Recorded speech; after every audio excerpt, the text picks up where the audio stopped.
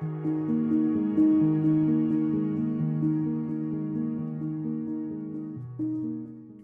week was hardly a one-off. After all, Claud Cockburn put it together for 13 years, on and off. We had an exceptional journalist writing in exceptional times for an exceptional readership, by intention.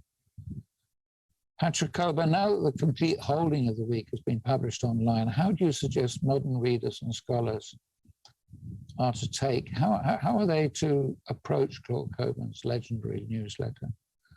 In just as cynical, perhaps just as corrupt times as those that gave rise to the week, what do you think modern readers might take away from the week as a publication? Well, I think that they should see, what it knew. I think they should realize it's journalism, which is attached to, the events of the day,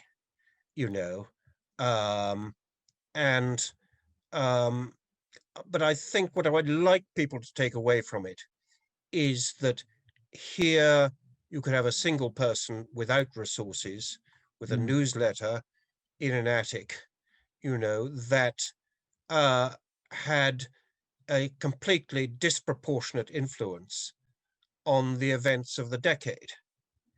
One could argue about how great that was, but it was certainly there. And I think that makes almost a moral point about how much influence an individual can have over the history of their times. If they know what they're doing, if they're highly professional, if they're highly principled, and that can be done.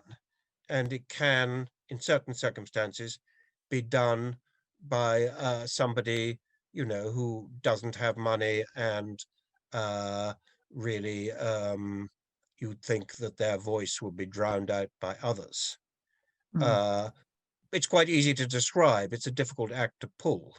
But I think people should sort of look carefully at the week, perhaps compare it to a few other publications. We mentioned one in Korea. We talked about Private Eye. We spoke about WikiLeaks, which is a bit different. When this has happened and why it's happened. And I think that would be a very productive way of looking at it. Everybody's attracted by David and Goliath stories. And the story of the week is, to a degree, a David and Goliath story.